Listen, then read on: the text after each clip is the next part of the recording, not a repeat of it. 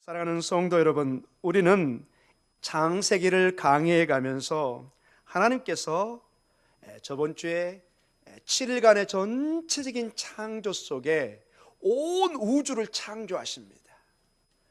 정말 우리가 알 수 없는 그 미지의 어마어마한 세계를 창조했던 것을 지금의 과학으로 끝이 보이지 않습니다. 우주의 끝이 보이지 않습니다. 땅 속으로 들어가도 끝이 보이지 않습니다. 바닷속으로 들어가도 끝이 보이지 않습니다. 작은 세포도 들어가면 끝이 보이지 않습니다. 얼마나 작은 세계가 있는지, 이게 모든 게 신비입니다. 하나님의 지혜와 하나님의 이 무궁하심이 끝이 오기 때문에 그렇습니다. 모든 창조물이 이 하나님의 무한하심을 반영합니다. 이 창조의 절정에 하나님께서 크게 두 가지를 두신 것을 오늘 본문을 통해서 보면 알 수 있습니다. 하나님은 전체 이 온 우주의 창조에 마치 온 우주가 하나님의 임재의 장소지만 하나님의 예루살렘의 성전을 통해서 하나님이 임재를 정하십니다. 하나님의 성막을 통해서 하나님의 임재를 결정하십니다. 하나님은 어디에든 계십니다. 그러나 하나님은 특정한 장소를 지정하십니다. 우리는 어디에서든지 예배를 드릴 수 있습니다. 그러나 특정한 예배의 장소, 교회를 하나님이 지정하십니다. 하나님이 온 우주의 지성소처럼 성소처럼 에덴 동산을 지정하십니다. 만드십니다. 그래서 여러분, 에덴 동산은 언뜻 생각에 우리가 피크닉, 소풍 가는 장소처럼 그저 아름다운 새가 있는 그런 것처럼 보일지도 모르지만 깊은 내면에는 하나님의 임재가 있는 성전인 것입니다. 원래 성전의 기능이 하나님의 임재가 있는 것입니다. 하늘과 땅이 만나는 것입니다. 하늘의 대표인 하나님께서 이 땅에 이 성전에 임하실 때 모든 백성이 거기에 예배를 드린 가운데 축복을 받기 시작합니다. 이스라엘 백성들은 단 한 번도 의심의 여지가 없습니다. 그들은 하나님의 성전 예루살렘 성전에 가면 하나님을 만나고 하나님의 축복을 받고 그 축복을 가지고 또 1년을 살아갑니다. 다시 또 하나님의 절기에 와서 온 공동체가 하나님을 예배하는 가운데 다시 힘을 얻습니다. 마치 우리의 삶이 일주일 동안의 모든 삶이 예배요, 모든 삶이 하나님께 경배하는 삶이지만 그러나 특별히 주일에 모여서 예배하는 가운데 또 힘을 얻는 것입니다. 이렇게 제1, 제2 권사회가 헌신을 통해서 우리 모두가 눈에 보이는 가운데 때로는 밀실에서 기도하지만 하나님은 함께 모여 기도하라는 이유가 여기에 있는 것입니다. 항상 이 균형을 잡으셔야 됩니다. 나는 집에서 얼마든지 인터넷 통해서 저 케이블 TV로 예배 드릴 수 있어. No! 그건 예배가 아닙니다, 여러분. 성경은 분명히 인격이 모여서 함께 하나님을 찬양하도록 요구하고 있습니다. 시대가 지나고 수백 년이 앞으로 가더라도 이 예배는 변함이 없을 것입니다. 여러분, 기계로 예배를 드릴 수 없는 것입니다. 하나님은 하나님의 형상이 이 인격이 하나님의 코에 우리의 생명을 부은, 그래서 모든 만물이 이 우주의 동물들이 다 흙으로 창조되었지만은 사람만큼은 여기에 하나님의 생명을 넣으셨습니다. 하나님의 형상을 입게 했습니다. 모든 사람이 있지만 이게 내 자식, 내 딸은 아니에요. 내 딸과 내 아들은 내 형상을 받은 거예요. 그래서 내 딸이고 내 아들인 것입니다. 다 사람이지만 다 내 아들과 내 딸이 아닌 것입니다. 마찬가지로 인간은 동물인데 동물이 아닙니다. 여기는 하나님의 형상, 하나님의 생명, 성령이 임하는 거룩한 하나님의 전으로 되어 있는 걸 보게 됩니다. 이 첫 하나님의 임재의 상징인 이 에덴 동산을 만듭니다. 에덴 동산은 특별한 장소가 있었던 것을 알게 돼요. 오늘 그 묘사가 나옵니다. 그리고 그 안에 성전이 마치 지성소의 대제사장, 제사장처럼 하나님의 아담과 하와를 만들어서 왕처럼 모든 창조물을 다스리게 하고 제사장처럼 모든 만물을 대표해서 하나님 앞에 예배를 드리게 합니다. 이게 주 기능입니다. 이 모든 것이 오늘 우리가 예배를 통해서 이 에덴 동산의 모습을 닮아가고 이것이 궁극적으로 계시록 21장의 새하늘과 새 땅처럼 우리에게 임하시는 것입니다. 온전히 그것이 주님의 재림을 통해서 완성되는 것을 보게 됩니다. 우주의 중심에 에덴 동산이 있는 것을 봅니다. 우리 2장 9절에서 14절에 이 동산의 묘사를 한번 직접 우리가 하나님 말씀을 통해서 보도록 하겠습니다. 우리 9절부터 같이 읽을까요? 여호와 하나님이 그 땅에서 보기에 아름답고 먹기에 좋은 나무가 나게 하시니 동산 가운데는 생명나무와 선악을 알게 하는 나무도 있더라. 강이 에덴에서 흘러나와 동산을 적시고 거기서부터 갈라져 네 근원이 되었으니 첫째의 이름은 비손이라. 금이 있는 하올라 온 땅을 둘렀으며 그 땅의 금은 순금이요 그곳에는 베델리엄과 호마노도 있으며 둘째 강의 이름은 기온이라. 구스 온 땅을 둘렀고 셋째 강의 이름은 hitdegel이라. 아수르 동쪽으로 흘렀으며 넷째 강은 유브라데더라. 자, 일단 에덴 동산의 특징은 물이 풍부합니다. 여러분, 중동 지역에 6개월 이상 비가 오지 않는 지역에서 이 물은 생명입니다. 모든 게 물과 연결되어 있습니다. 모든 도시는 물과 연결되어 있습니다. 마치 우리나라의 옛날에 모든 동네의 중심에는 뭐가 있을까요? 샘이 없다고 하신 분은 좀 이상한 동네에 사신 것입니다. 그 동네는 틀림없이 이웃집에서 물을 길러 드셔야 됩니다. 모든 인간이 사는 곳은 물을 중심으로, 때로는 강을 중심으로 살게 되어 있습니다. 이스라엘도 여지가 없습니다. 만약에 물이 없으면 인공적으로도 샘을 파서 물을 만듭니다. 왜? 우리 인간은 하루 길면은 이틀 죽습니다. 물을 안 먹으면. 인간은 근본적으로 살 수 없어요. 낙타는 약 한 일주일 내지 15일을 버틸 수 있다고 그러는데 인간은 여러분 불가능합니다. 만약에 버티더라도 그 사람은 어마어마한 몸에 데미지, 어떤 그 위험을 감수해야 됩니다. 살 수 없습니다, 여러분. 여기에 생명의 강물, 물이 넘쳐나는 것을 보게 됩니다. 그리고 여기 이름이 나옵니다. 11절에 비손, 13절에 기혼, 14절에 hitdegel을, 유브라데스. 여기 4개의 강이 나오는데 우리가 역사적으로 확인할 수 있는 그러한 강의 이름을 가지고 할 수 있는 것은 딱 2군데밖에 없습니다. 14절에 나와 있는 hitdegel과 유브라데스, 티그리스와 유프라테스, 지금의 메소포타미아, 지금의 이라크 지역입니다. 그러나 이 11절의 비손과 13절의 기혼, 물론 이게 예루살렘의 기혼도 될 수 있지만 이게 강이라고 그러면 좀 다른 차원으로 접근해야 됩니다. 정확하게 여기가 어딘지를 잘 모릅니다. 그래서 역사 가운데 이 에덴 동산이 있었지만 지금은 정확히 어디가 에덴 동산인지 우리가 잘 알 수가 없습니다. 그러나 분명하게 유프라데스 강과 이 티그리스 강은 지금도 저 이라크 지역에, 그 기온이 저기 터키 지역에서 그 아라랏산의 눈 녹은 물들이 기온이 되어서 그 물이 지형적으로 점점 이 페르시안만으로 이렇게 낮아지기 때문에 위에서 물이 이렇게 흘러갑니다. 이게 전부 다 강들입니다. 그 강을 중심으로 세계 문명이 이루어진 것입니다. 자, 이러한 에덴 동산에 드디어 하나님께서 인간을 두시고 인간의 책임, 인간이 해야 될 일, 하지 말아야 될 명령을 내립니다. 이게 중요한 것이, 하나님이 하지 말라는 것은 무조건 안 해야 됩니다. 하나님이 하라는 것은 무조건 해야 됩니다. 왜냐? 이것이 생명과 연결되게 되기 때문에 그렇습니다. 여러분. 하나님이 이 에덴 동산에 명령하는 모든 것은 권고사항이 아닙니다. 마치 이겁니다. 너는 새끼를 먹지 않으면 죽는다. 너는 호흡하지 않으면 죽는다. 무조건 해야 되는 것입니다. 여러분, 가끔 제가 장례식에 가보면 이런 공통적인 말이 나옵니다. 어머님이, 아버지가 며칠 전부터 곡기를 끓으셨습니다. 그 결과가 뭐죠? 이제 돌아가신 것입니다. 인생은 곡기를 끊을 때 이제 죽음을 맞이하는 것입니다. 숨이 가빠지고 멈춰질 때 인생의 마지막 이제 안간힘을 쓰는 게 호흡입니다. 여러분, 마지막 죽음의 순간에는 이 호흡까지도 호흡할 수 없는 힘이 사라지는 것입니다. 인간이 그렇게 강하지만 약합니다. 씨름 선수나 굉장한 운동하는 사람이 건강해 보이지만 한순간에 호흡을 멈출 수 있습니다.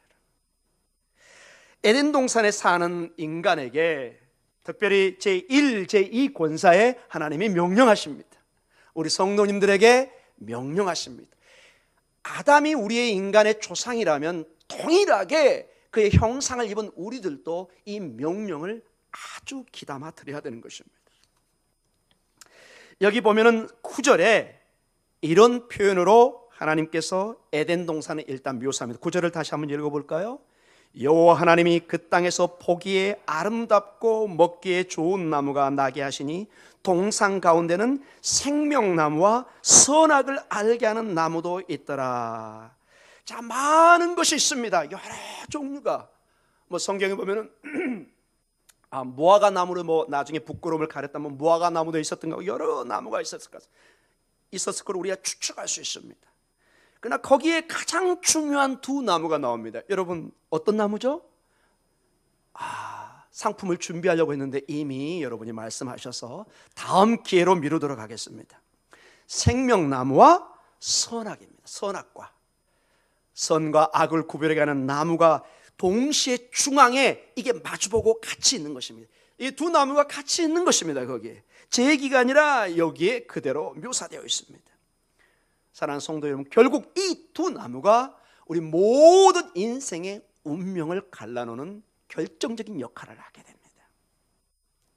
특별히 여러분, 여기에 생명의 나무가 이 에덴 동산 중앙에 있는 것을 보게 됩니다.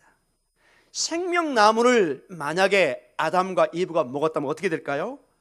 영생의 삶을 사는 것을 보게 됩니다.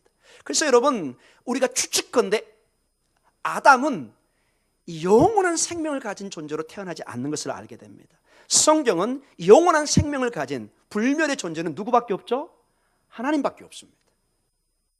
그러나 우리가 알지 못하는 방법으로 이 생명나무를 먹으면 영원한 영생의 세계로 들어갈 수 있는 통로가 있는 것도 동시에 압니다. 그러나 이건 너무나 신비의 세계라 우리가 추측해서 말할 수 없는, 그러나 그 이름 자체가 생명나무입니다. 생명을 주는, 우리에게 영원한 생명을 주는 어떤 나무가 있었던 것을 알 수가 있습니다. 근데 아쉽게도 이 아담과 하와는 이 두 나무 중에 나중에 어떤 걸 따먹게 되죠? 생명나무 대신에 선악과를 따먹게 됩니다. 우리가 그 결과를 알고 있습니다. 거기에 마음의 깊은 내면에 왜 그랬는가는 나중에 한번 말씀을 통해서 우리가 한번 살펴보도록 하겠습니다. 먼저 타락 이후에 하나님께서 이 생명나무로부터 격리시키기 시작합니다. 이 나무를 함부로 접근도 못하게 만듭니다. 우리 창세기 3장 22절에서 24절을 우리 한번 읽어보도록 하겠습니다. 창세기 3장 22절부터입니다. 같이 읽습니다. 여호와 하나님이 이르시되 보라, 이 사람이 선악을 아는 일에 우리 중 하나같이 되었으니 그가 그의 손을 들어 생명나무 열매도 따먹고 영생할까 하노라 하시고, 여호와 하나님이 에덴 동산에 그를 내보내어 그의 근원이 된 땅을 갈게 하시니라. 이같이 하나님이 그 사람을 쫓아내시고 에덴 동산 동쪽의 그룹들과 두루 도는 불칼을 두어 생명나무의 길을 지키게 하시니라. 아멘. 22절에 보면은 이 생명나무의 열매를 먹으면 영생을 합니다. 근데 이 생명나무를 한번 기회를 놓친 그들에게 이제는 접근성을 차단시킵니다. 나중에 보면 이 생명나무가 사실은 예수 그리스도입니다. 이 놀랍게도 이 생명나무의 열매를, 그런데 여러분, 나중에 다시 먹게 하는 놀라운 일이 일어납니다. 둘째 아담인 예수 그리스도를 통해서 믿는 여러분과 저희들에게 다시 한번 기회가 주어집니다. 첫사람 아담, 그 아담이 실패했던 그것을 둘째 아담, 하나님의 진정한 형상이신 예수 그리스도를 통해서 이것이 회복되는, 그래서 우리에게 영생의 기회가 주어집니다. 그것이 여러분 계시록 2장 7절에 이 에베소 교회에 편지 쓰는 중에 니골라당을 이기는 에베소 교인들에게 주는 약속의 말씀이 있습니다. 우리 계시록 2장 7절을 같이 읽겠습니다. 귀 있는 자는 성령이 교회들에게 하시는 말씀을 들을지어다. 이기는 그에게는 내가 하나님의 낙원에 있는 생명나무의 열매를 주어 먹게 하리라. 아멘. 낙원에 있는 생명의 나무, 우리 주 예수 그리스도입니다. 예수 그리스도만이 우리를 영원한 생명을 주시는 생명이십니다. 여러분 아멘이죠? 이름은 생명나무지만 결국 가만히 봐보세요. 여러분, 예수님이 어디에 돌아가셨죠? 십자가 나무에 돌아가신 것입니다. 여러분, 십자가 그러면 여러분 대개 그냥 나무로 생각하지 않는데 나무입니다, 여러분. 십자가 기둥인데 이게 나무예요. 그래서 신명기 21장 23절에 나무에 달린 자마다 하나님의 저주를 받았다, 이렇게 나와 있습니다. 그래서 유대인의 메시아는 절대로 나무에 달리면 안 돼요. 근데 예수님은 오히려 역설로, 하나의 파라독스, 역설적인 진리로 그 나무에 달려 죽으심으로, 하나님의 저주를 받고 죽으심으로 모든 우리 죄를 사하신 것입니다. 그리고 그 나무를, 그 십자가를 뭘로 만든 거예요? 생명나무로 바꾼 것입니다. 여러분 아멘이 되십니까? 아멘. 그 십자가에 달린 저주받은 예수 그리스도를 믿으면 장세 이후로 모든 저주 안에 희망이 없던 우리들에게 생명나무의 열매를 먹을 수 있는 길이 열리기 시작하는 것입니다. 천사가 불검을 들고 막고 있었는데 이제 예수 그리스도를 통해서 지성소의 문이 열리기 시작합니다. 그분이 십자가에 달렸을 때 지성소 휘장이 좌우로 갈라집니다. 누구든지 이 예수 그리스도의 이름으로 하나님의 보좌로 나아갈 수 있는, 생명나무로 나아갈 수 있는 길이 열린 것입니다.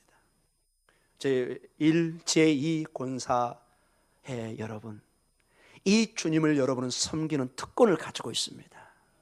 힘들고 어렵더라도 이 주님을 찬양하는 가운데 담대히 주의 보좌로 나아가는 우리 권사회 되시기를 축원합니다.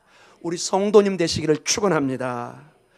우리의 삶, 이 추위, 잠시의 어려움, 이 영원한 생명에 비하면 아무것도 아닙니다. 현재 받을 우리의 고난은 장차 있을 우리의 상급과 하나님의 영광과 비교하게 할 때는 좋게 비교할 수가 없습니다. 이게 사도 바울이 8장에 기록하는 내용인 것입니다.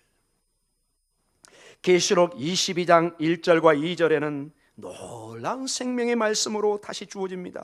같이 읽습니다. 또 그가 수정같이 맑은 생명수의 강을 내게 보이니 하나님과 및 어린 양의 보좌로부터 나와서 길 가운데로 흐르더라. 강 좌우에 생명나무가 있어 12가지 열매를 맺되 달마다 그 열매를 맺고 그 나무 잎사귀들은 만국을 치료하기 위하여 있더라. 아멘. 모든 우리의 아픔과 슬픔과 눈물과 죽음과 모든 걸 이 생명나무를 통해서, 또 그 흐르는 물에서 통해서 치료하는, 회복시키는 그런 역사가 있을 것을 보여주고 있습니다.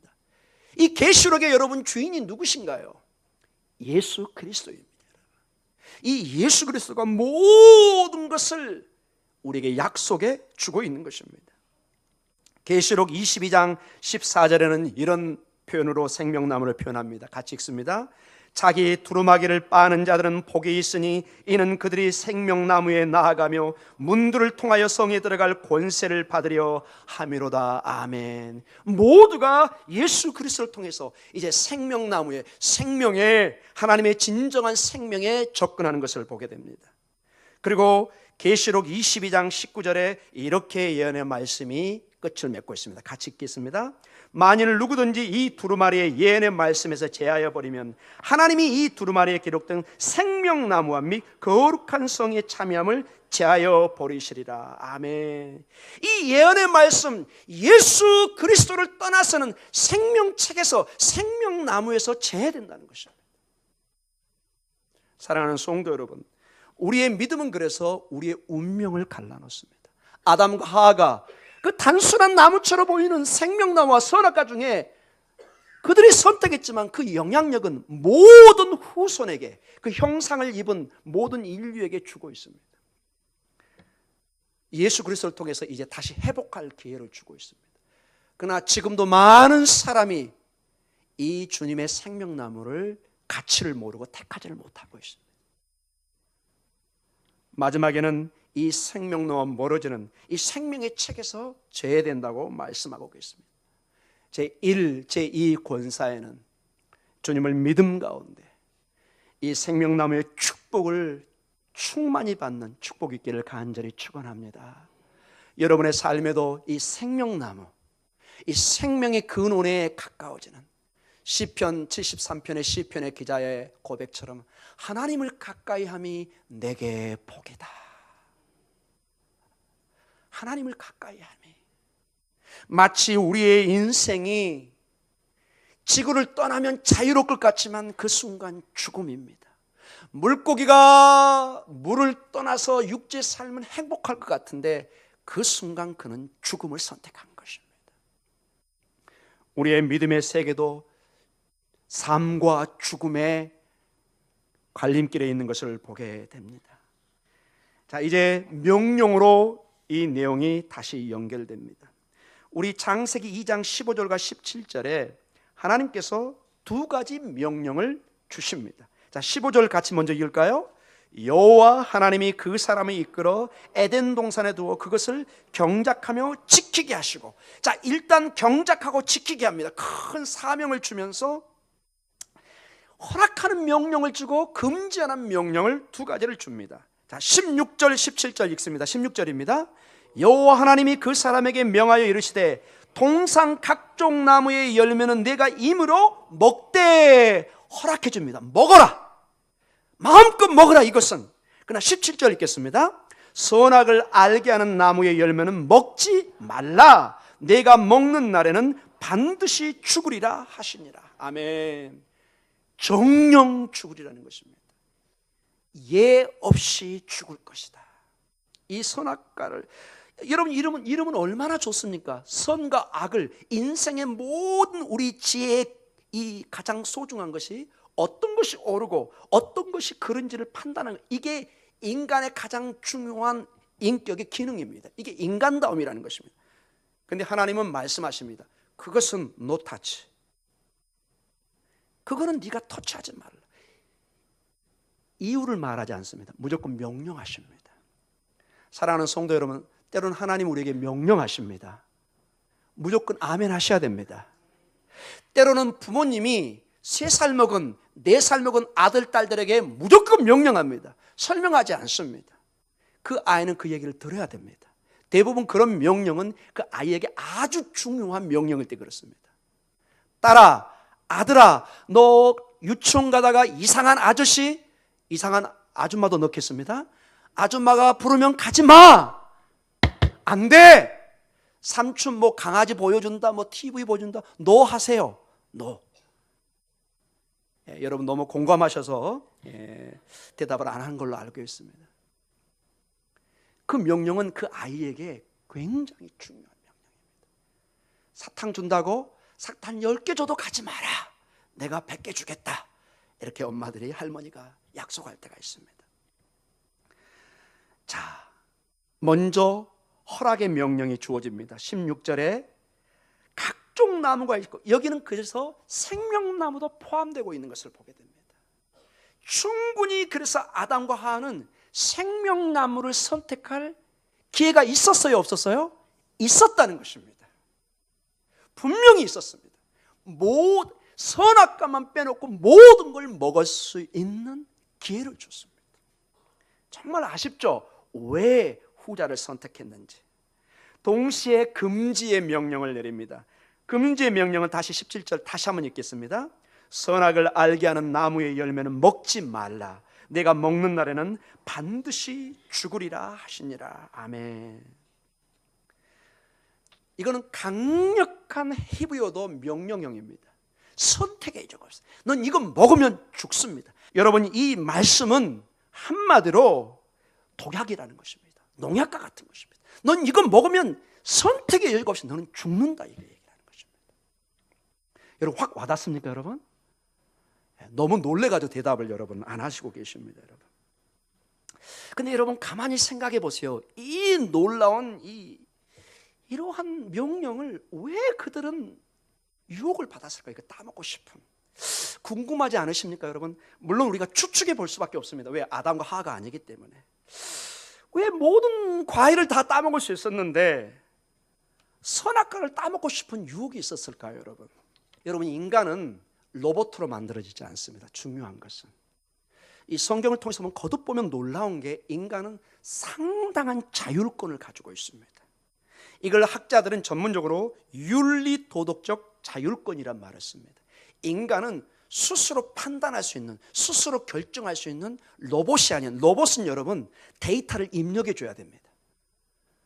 그래서 그대로 행동해야 하는데 인간은 반대할 수 있는 힘을 주셨습니다. 저 싫어요. 저 하고 싶지 않아요. 이런 말을 주신 것입니다.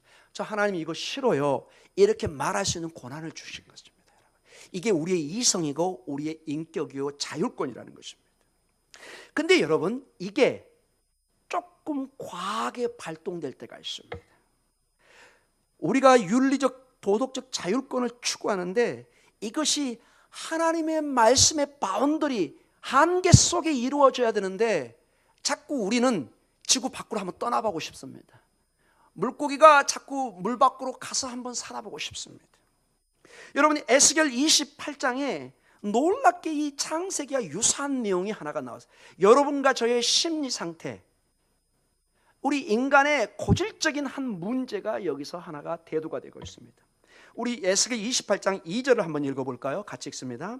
인자야 너는 두로 왕에게 이르기를 주 여호와께서 이같이 말씀하시되 내 마음이 교만하여 말하기를 나는 신이라 내가 하나님의 자리 곧 바다 가운데 앉아 있다 하도다. 내 마음이 하나님의 마음 같은 체할지라도 너는 사람이요 신이 아니거늘. 이렇게 얘기합니다.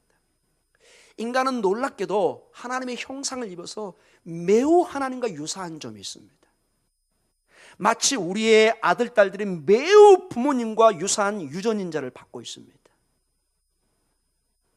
여러분이 가끔 저는 왜 자꾸 저렇게 옆으로 누워서 자지? 나중에 이게 내가 그렇게 자고 있어요. 어떻게 발가락이 저렇게 생겼지? 내 발가락 보니까 그렇게 생겼어요. 거의 유사합니다. 이 DNA가. 우리가 하나님의 그 신의 형상을 입었고 그의 그 생명을 받았기 때문에 여기 보면은 나는 신이라 내가 하나님의 자리 곧 바다 가운데 앉아 있다. 이런 충동이 매우 강하게 나올 수 있다는 것입니다. 이게 제 얘기가 아니라 에스겔 선지자가 두로 왕을 예를 들면서 말씀을 주고 있습니다. 좀 더 우리가 살펴보겠습니다. 에스겔 28장 5절과 6절을 보도록 하겠습니다. 같이 읽을까요? 내 큰 지혜와 내 무역으로 재물을 더하고 그 재물로 말미암아 내 마음이 교만하였도다. 그러므로 주 여호와께서 이같이 말씀하셨느니라 내 마음이 하나님 마음 같은 채 하였으니. 여러분, 인간에게 근본적으로 어떤 마음의 성향이 있다고요? 누구 같은 채? 하나님 같은 채 하는 것입니다. 여러분, 하나님이 경계선을 뒀습니다. 선악과는 이건 먹지 마라. 근데 이걸 따먹고 싶어 합니다. 왜 그런지를 우리가 추측해 볼 수 있다고요? 아담과 하와의 어떤 마음이 지금 발동하고 있어요? 그게 나옵니다. 우리 제1, 제2 권사에는 이 마음이 없어질 줄 믿습니다. 교만은 싹 사라질지어다. 아멘. 우리 오직 하나님 앞에 겸손하게 나아가는 것입니다. 내가 나가면 이제 내가 복음이 되는 것입니다. 오직 교회는 주님의 복음밖에 없습니다. 내가 복음은 없는 것입니다. 이걸로 가면은 나도 모르게 선악과를 따먹는 곳으로 가고 있는 것입니다. 놀랍게도 우리의 깊은 내면에는 이 하나님의 형상을 왜곡시키려는 경향이 있습니다. 내가 신이다, 하나님인 채 하는 것입니다. 우주의 우주선을 쏘고 인공위성을 날리고 인간이 마치 신을 정복하는 것처럼 얘기합니다. 인간은 여전히 티끌입니다. 따라해볼까요? 티끌, 아파르, 먼지입니다. 여러분, 100년 1000년 살 것 같지만은 죽으면 다 먼지로 사라지는 티끌입니다. 그래서 여러분, 저번 주에 제가 인간의 이중성을 강하게 제가 성경을 통해서 강조했던 것을 여러분 알 것입니다.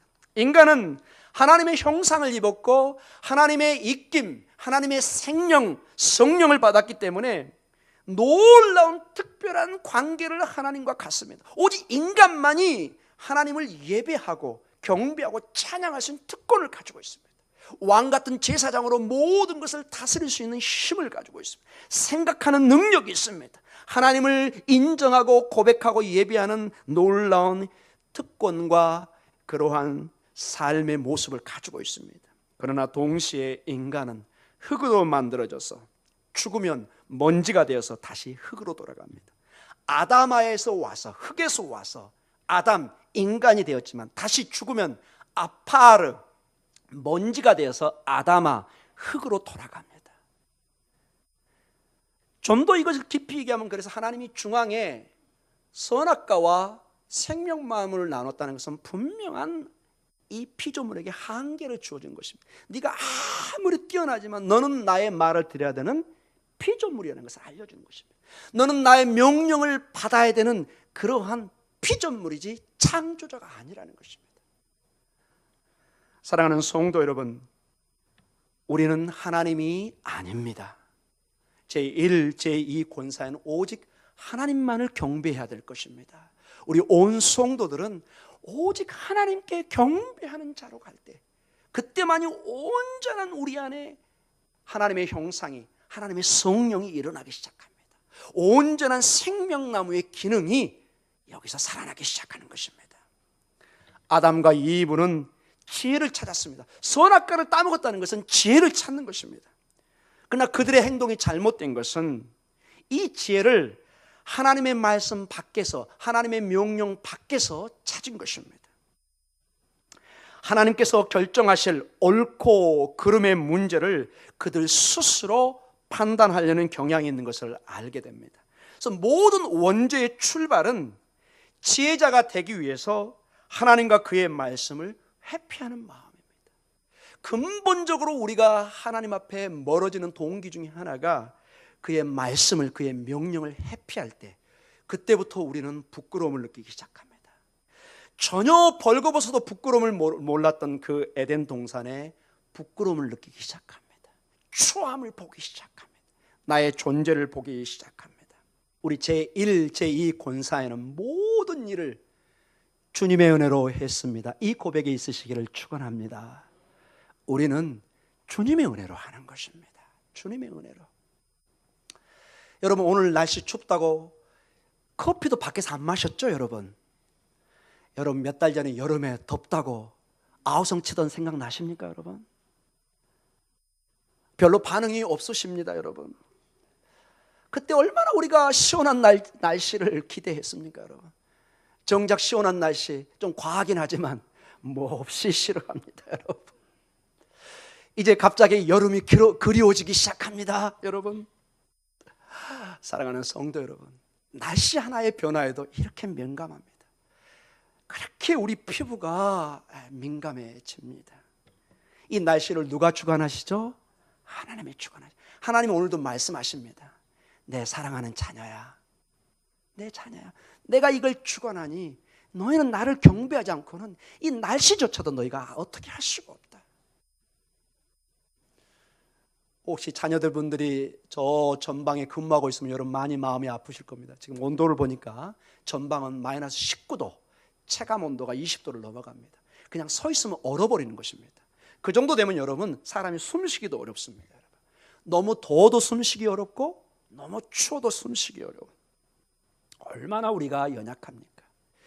21세기 모든 과학을 데려와도 이 날씨를 우리가 어떻게 할 수 없습니다. 이 날씨를 조작하기 시작하면 결과는 지구의 종말밖에 안 옵니다. 사랑하는 성도 여러분, 이러한 모든 길에 생명나무인 둘째 아담이 모든 것을 우리에게 새롭게 생명의 길로, 우리는 늘 선악과를 따먹으려는 유혹을 가지고 있지만 예수 그리스도를 통해서 생명의 길로, 십자가의 길이지만 생명나무의 길로 하나님이 초대하고 있는 것을 우리는 감사하시기 바랍니다. 둘째 아담, 우리 주 예수 그리스도는 하나님의 입에서 나오는 모든 말씀으로 살아가는 예를 보여주셨습니다. 마태복음 4장 4절을 같이 읽도록 하겠습니다. 같이 읽습니다. 예수께서 대답하여 이르시되 기록되었으되 사람이 떡으로만 살 것이 아니요 하나님의 입으로부터 나오는 모든 말씀으로 살 것이라 하였느니라 하시니. 아멘. 마치 창세기의 다른 표현입니다. 생명의 나무를 통해서 영생을 얻으시 하나님의 입에서 나오는 모든 말씀으로 우리는 살게 되어 있습니다. 예수님은 하나님의 말씀 그 자체를 믿고 사셨습니다. 아버지의 말씀은 무조건 아멘 했습니다. 왜냐? 아버지를 신뢰하기 때문에. 내 아버지를 신뢰하기 때문에 그 아버지 입에서 나오는 모든 말씀은 생명의 말씀으로. 단 한 번도 예수님은 자신의 자율권을 행사하지 않았습니다. 할 수만 있으면 이 잔을 내게서 옮기시옵소서. 그러나 아버지의 뜻대로 하시옵소서. 우리는 어떠하십니까, 여러분? 우리는 큰 우리의 유혹 중에 하나가 우리 마음대로 한번 살고 싶습니다. 우리 자녀들 가끔 말썽 필 때 물어보면 한결같은 대답이 이래요. 저 좀 제 마음대로 살게 좀 해주세요. 엄마 아빠 좀 간섭 좀 제발 조금. 물론 너무 간섭해도 문제가 되죠. 그러나 철없이 엄마 아빠가 간섭해 줄 때가 고맙지 혼자 나가면 얼마나 세상이 어렵다. 제가 차마 이런 얘기는 하지 않겠습니다. 집 나가면 뭐 한다고요? 꼭 그 단어는 제가 안 쓰도록 하겠습니다. 우리 자녀들이 나가보면은 엄마 아버지가 얼마나 힘들게 우리를 먹이고 살렸는가를 정말로 깨닫게 됩니다. 정말로. 여러분 가만히 봐보세요. 여러분 다는 아닌데 인간이 이 영아기가 굉장히 깁니다. 여러분 깜짝 놀라는 게 TV 비디오를 보면 여러분 우리가 직접 아프리카 사파리를 갈 수 없으니까요. 이 동물들이 새끼를 낳으면요 놀랍게도 금방 일어서서 갑니다. 10분 안에 모든 게 낳고요 애가 일어서서 갑니다. 여러분 몇 분 안에요? 10분 안에. 왜 그럴까요? 여러분 그 새끼가 못 일어나면요 죽어요. 동물에게 잡혀서 먹어 죽인다. 그 냄새를 맡고 하이에나 뭐 표범 사자 다 금방 달려옵니다. 오기 전에 빨리 엄마 따라 가야 됩니다. 인간만큼은 어때요? 이 어린 나이는 절대적인 부모의 돌봄을 줘야 됩니다. 여러분 이것이 무엇을 의미하나요? 부모의 사랑이 절대적입니다. 내 생명을 차지우지 합니다. 근데 이것을 영적으로 해석해 보십시오. 하나님의 돌보심이 우리의 생명을 차지하죠 하시는 것입니다. 여러분 우리는 하나님의 말씀을 떠나면 자유를 얻고 행복할 것 같지만 절대로 그렇지 않습니다. 여러분 지금 주어진 건강을 감사하시기 바랍니다. 지금 여러분의 직장, 가정 감사하시기 바랍니다. 온몸을 찾으면요 끝이 없습니다. 감사를 찾으면 또 끝이 없을 줄 믿습니다. 감사하는 곳에 감사한 일이 많을 줄 믿습니다. 하나님의 말씀대로 살아갈 때 하나님의 축복이 임한 줄 믿습니다. 우리는 그걸 믿고 선언하는 것입니다. 왜냐? 창조주 하나님을 우리는 신뢰하기 때문에 그렇습니다. 이제 다시 한번 마태복음 4장 4절을 같이 나누면서 오늘 제1, 제2 권사의 헌신을 마치기를 원합니다. 같이 읽겠습니다. 같이 읽습니다. 예수께서 대답하여 이르시되 기록되었으되 사람이 떡으로만 살 것이 아니요 하나님의 입으로 나오는 모든 말씀으로 살 것이라 하였느니라 하시니 아멘. 이게 주님의 말씀입니다. 하나님의 말씀만이 생명나무입니다. 우리 다 같이 기도하겠습니다.